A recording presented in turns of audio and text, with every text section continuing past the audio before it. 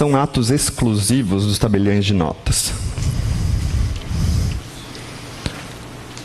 Receber o pagamento de títulos protocolizados e averbar o cancelamento de protestos. Isso não é do de notas, né? Isso é do de protestos. Expedir traslados e certidões, por mais que ele faça isso, não é exclusivo dele. Né? Todas as serventias fazem isso. Lavrar o protesto, novamente, não é do de notas. Reconhecer firma e autenticar cópias. É competência dele, sim. Tá? Aqui eu só peço, vocês vão ter o tema de casa hoje à noite, né? Eu não lembro se eu coloquei mais questões sobre isso. Mas o IESES adora confundir artigo 6º e artigo 7º da 8935. O artigo 6º diz, aos notários compete. E o artigo 7º, aos tabeliões de notas compete com exclusividade. E ele aí mistura os... Tá? Vocês têm que ter em mente aquele capítulo, ali do artigo 6º até o artigo 11, que ele fala o capítulo inteiro de notários. E nos notários a gente vai ter o tabelião de notas, o tabelião de protesto e o marítimo, que estão os 3 disciplinados nesse capítulo. Então, no artigo 6º, ele está falando, todos os notários fazem isso. Formalizar juridicamente a vontade das partes, intervir nos negócios que elas queiram ou devam dar, autenticar fatos, todos fazem isso. No 7º, ele chega em atos específicos, que somente o tabelião de notas pratica. Aí tem escrituras, procurações, testamentos, reconhecimento de firma, e o que a maioria confunde, o autenticar cópias do 7º com o autenticar fatos do 6º. Percebam que o 6º são situações genéricas, não fala de nenhum ato em específico. Como você vai autenticar fatos, como você vai intervir, cada um na sua atribuição tem seus atos para isso. Né? O 7º já chega dizendo atos específicos que são do tabelião de notas. Assim como nos artigos seguintes, vai ter disciplinado os atos específicos do tabelião marítimo, que aqui em Santa Catarina a gente não tem. Mas saibam que, para uma prova, pode ser que caia o que está na 8935. E, em seguida, no artigo 11, vai ter o que os tabeliões de protesto fazem. Em relação ao reconhecimento de firma, assinale a alternativa correta. No reconhecimento de firma por autenticidade, o ato é feito com auxílio de um terceiro, que declara ter presenciado a assinatura do documento. Isso não é por autenticidade, isso é por abono. Esse tipo de reconhecimento de firma, em que ele é realizado com auxílio de terceiro, é por abono, que em regra é proibido.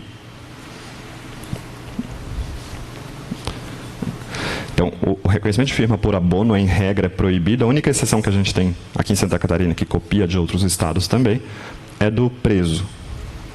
Que o diretor do presídio poderia ir lá presenciar que o preso assinou e informar ao tabelião que viu isso. E aí se encaixa perfeitamente aqui. Então, regra proibido. Se colocasse lá, proibido em toda e qualquer hipótese, é errado. Ele é proibido? É. Mas, direito, a gente tem as exceções, que no caso do réu preso poderia. No reconhecimento de firma por semelhança, o tabelião declara que a assinatura presente em um documento foi firmada em sua presença. Isso é por autenticidade. Reconhecimento de firma por autenticidade, o tabelião deve declarar que o documento foi firmado em sua presença. Correto. O bom dessas questões, assim, é quando trazem duas alternativas, e elas se contradizem. Então, o reconhecimento de firma por abono é aquele no qual o tabelião atesta perante a própria pessoa que a assinatura foi firmada em sua presença. Novamente, isso daqui é por autenticidade, não é por abono.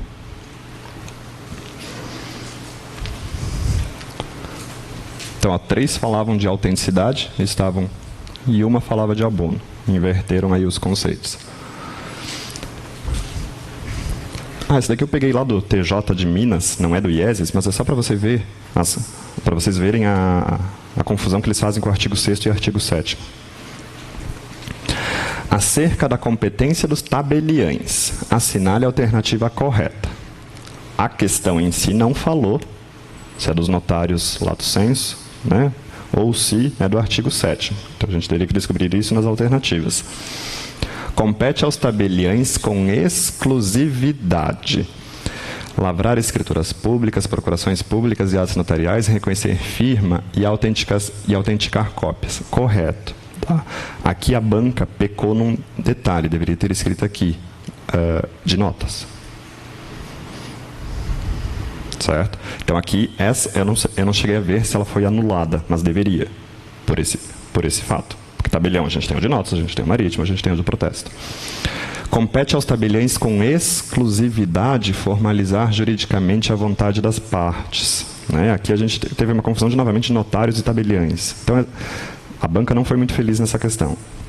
Compete aos tabeliães com exclusividade formalizar os atos que visem a Constituição, transferência, superior a 30 vezes o salário mínimo. Isso daqui não tem lugar nenhum. Isso daqui é o artigo 108, né, que fala da escritura pública.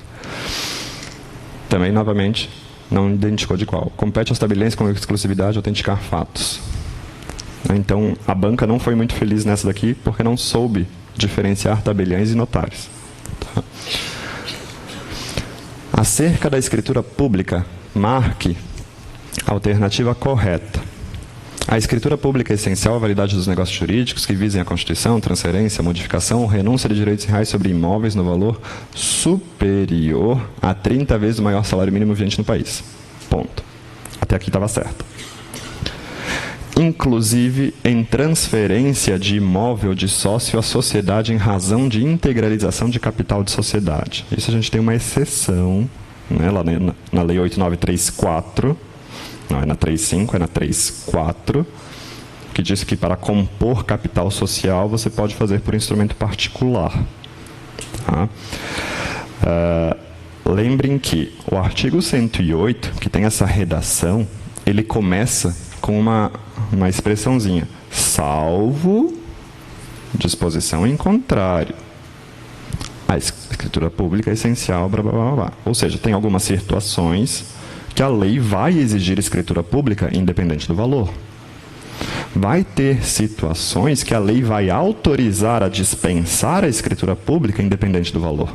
E essa daqui é uma das situações em que ela dispensa a escritura pública.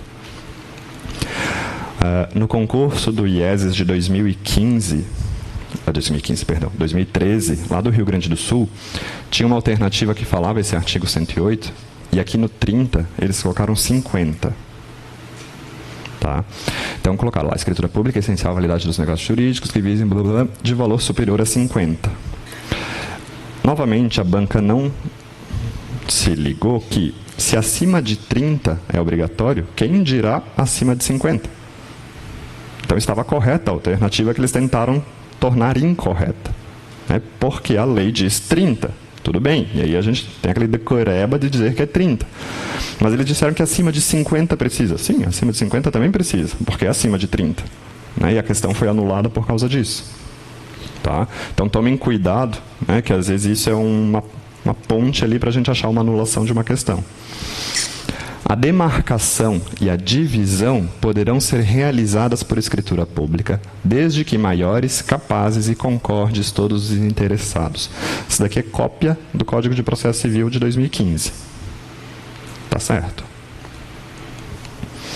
Lá no procedimento de demarcação e divisão, que a gente chama de divisão amigável, na prática, né? Esses são os requisitos para se fazer por escritura pública. Aos conviventes plenamente capazes, a lavratura de escritura pública declaratória de união estável é essencial para o seu reconhecimento como entidade familiar. Né? E aí quem estudou um pouquinho de direito de família, né? A declaração de união estável por si só não constitui união estável. Pode ser que eles tenham o documento escrito, mas na prática não esteja união estável. Tem muita gente que faz isso para fraudar, inclusive, sistema previdenciário e tudo mais. Né? Ou perto do falecimento para conseguir alguém, um herdeiro aí que não era anteriormente. Né? Então, lá 1725 do Código Civil, o requisito da união estável é aquela contínua relação pública e duradoura com o objetivo de constituir família. Ponto. Tendo escrito ou não escrito, não mudou a existência ou a inexistência dessa união.